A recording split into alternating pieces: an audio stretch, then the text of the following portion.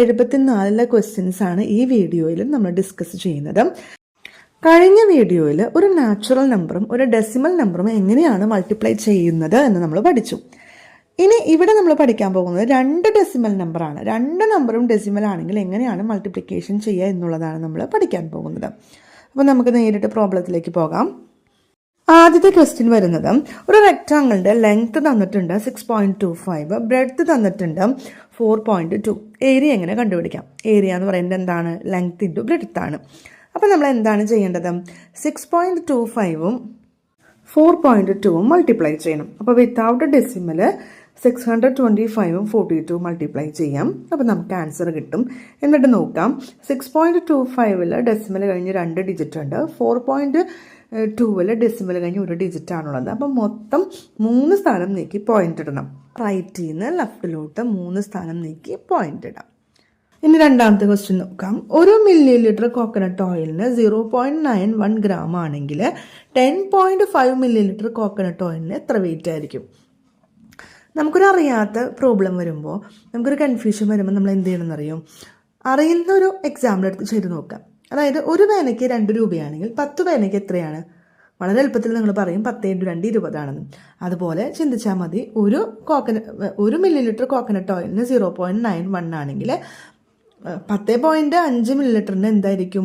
0.91 × 10.5. ഇതുപോലെ തന്നെയാണ് അടുത്ത ക്വസ്റ്റ്യൻ. 1 ലിറ്റർ പെട്രോളിന് 110 രൂപ 12 പൈസയാണെങ്കിൽ 2.5 ലിറ്ററിന്, അതായത് 2.5 ലിറ്ററിന് പെട്രോളിന് എത്ര രൂപയായിരിക്കും? എന്ത് ചെയ്താൽ മതി? അവ തമ്മിൽ മൾട്ടിപ്ലൈ ചെയ്താൽ മതി.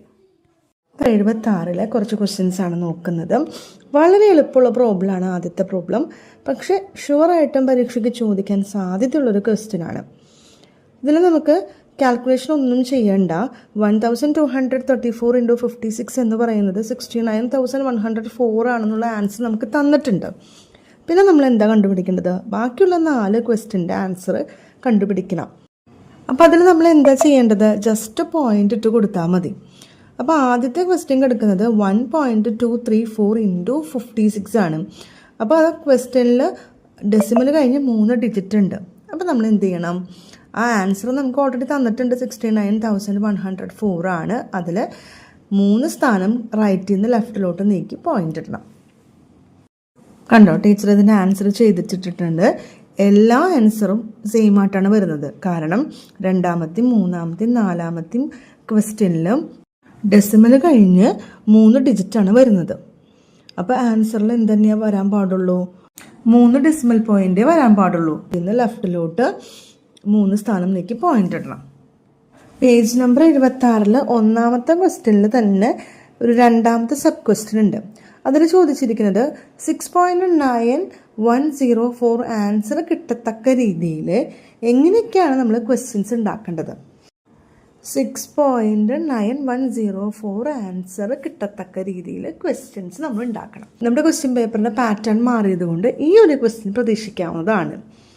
ആദ്യത്തെ ക്വസ്റ്റ്യനിൽ നമുക്ക് ക്വസ്റ്റ്യനും ആൻസറും തന്നു, ജസ്റ്റ് പോയിന്റ് ഇട്ട് കൊടുത്താൽ മതി. രണ്ടാമത്തെ വന്നപ്പോൾ നമുക്ക് ആൻസർ തന്നു, എങ്ങനെയൊക്കെ ആവാം അതിൻ്റെ ക്വസ്റ്റ്യൻ എന്നാണ് ചോദ്യം.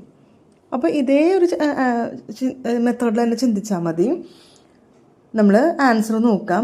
ആൻസറിൽ ഡെസിമൽ കഴിഞ്ഞ് 4 ഡിജിറ്റാണുള്ളത്. അപ്പം നമ്മുടെ ചോദ്യത്തിലും നിർബന്ധമായി എന്തുണ്ടാവണം? ഡെസിമൽ കഴിഞ്ഞ് 4 ഡിജിറ്റ് ഉണ്ടാവണം. അത് ഏതൊക്കെ രീതിയിൽ നമുക്ക് അറേഞ്ച് ചെയ്യാം? 4 തരത്തിൽ അറേഞ്ച് ചെയ്യാൻ പറ്റും. അതാണ് ടീച്ചർ മുകളിൽ കാണിച്ചിരിക്കുന്നത്. അതിലെ രണ്ടാമത്തെ ക്വസ്റ്റ്യനാണ് നമ്മൾ ചെയ്യാൻ പോകുന്നത്. ഒരു ക്വസ്റ്റ്യൻ പറഞ്ഞിരിക്കുന്നത് 1.234 × 5.67 എന്ന ക്വസ്റ്റ്യൻ്റെ ആൻസർ കിട്ടത്തക്ക രീതിയിലുള്ള ഏതൊക്കെ ക്വസ്റ്റ്യൻസ് ആണ് താഴെ കൊടുത്തിരിക്കുന്നത്?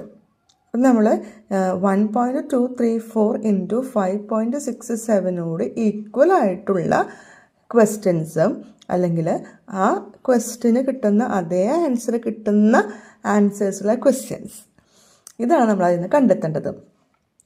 അപ്പോൾ നമുക്ക് തോന്നുന്നത് വലിയൊരു നമ്പറാണല്ലോ, മൾട്ടിപ്ലൈ ചെയ്യണമല്ലോ എന്ന്. ഇത് ആക്ച്വലി മൾട്ടിപ്ലൈ ചെയ്യേണ്ട കാര്യമേ ഇല്ല. ജസ്റ്റ് ക്വസ്റ്റ്യൻ നോക്കാം.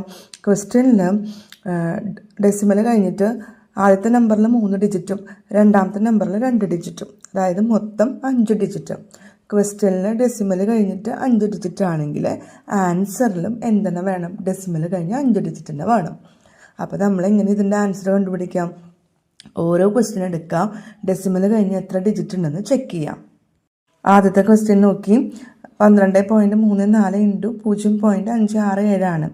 അപ്പോൾ 12.34 ഡെസിമൽ കഴിഞ്ഞ് 2 ഡിജിറ്റും 0.567 ഡെസിമൽ കഴിഞ്ഞ് 3 ഡിജിറ്റ് ഉണ്ട്. അപ്പോൾ ആൻസറിൽ എത്ര ഡിജിറ്റ് വരും? 5 ഡിജിറ്റ് വരും. അതായത് നമ്മുടെ ക്വസ്റ്റ്യനോട് ഈക്വലായ ക്വസ്റ്റ്യനാണിത്. അതുപോലെ രണ്ടാമത്തെ നോക്കുമ്പോൾ ആകെ ഡെസിമലുകളുടെ എണ്ണം 3 ആണ്. മൂന്നാമത്തെ നോക്കുമ്പോൾ ആകെ ഡെസിമലുടെ എണ്ണം 6 ആണ്. നാലാമത്തെ ക്വസ്റ്റ്യൻ നോക്കുമ്പോൾ ആകെ ഡെസിമലുകളുടെ എണ്ണം 4 ആണ്. അഞ്ചാമത്തെ ക്വസ്റ്റ്യനിലോ 123.4ഉം 0.0567 ആണ്. അപ്പോൾ ഡെസിമൽ കഴിഞ്ഞിട്ടുള്ള ഡിജിറ്റുകളുടെ എണ്ണം 5 ആണ്. അപ്പോൾ നമ്മുടെ ആൻസർ എന്താ വരിക? ഒന്നാമത്തെയും അഞ്ചാമത്തെയും ക്വസ്റ്റ്യനാണ് നമുക്ക് തന്നിരിക്കുന്ന ക്വസ്റ്റ്യനുമായിട്ട് ഈക്വൽ ആയിട്ടുള്ളത്. ഇനി അടുത്ത ക്വസ്റ്റ്യൻ വന്നിരിക്കുന്നത് താഴെ കൊടുത്തിരിക്കുന്നവയിൽ ഏറ്റവും വലിയ നമ്പറും ഏറ്റവും ചെറിയ നമ്പറും കണ്ടെത്താനാണ്. നമ്മൾ ആദ്യം എന്ത് ചെയ്യണം? ഓരോന്നിൻ്റെയും ആൻസർ കണ്ടുപിടിക്കണം. എങ്ങനെയാണ് നമുക്ക് ആൻസർ കണ്ടുപിടിക്കാൻ പറ്റാം? വിത്തൗട്ട് ഡെസിമൽ മൾട്ടിപ്ലൈ ചെയ്യുക. അതിനുശേഷം ക്വസ്റ്റ്യനിൽ ഡെസിമൽ നമ്പർ കഴിഞ്ഞ് എത്ര ഡിജിറ്റ് ആണുള്ളത് അത്രയും എണ്ണം നോക്കിയിട്ട് റൈറ്റിൽ നിന്ന് ലെഫ്റ്റിലോട്ട് നീക്കി പോയിന്റ് ഇടണം. അപ്പോൾ അതിൻ്റെ ആൻസറാണ് ടീച്ചർ കൊടുത്തിരിക്കുന്നത്. ഇനി ഇതിൽ ഏതാണ് ഏറ്റവും വലുത്, ഏതാണ് ഏറ്റവും ചെറുതെന്ന് നോക്കാം. ഇതിൽ ഏറ്റവും ചെറുത് വരുന്നത് 0.0121 ആണ്. ഏറ്റവും വലുതെന്ന് പറയുന്നത് 1.21 ആണ്. Thank you.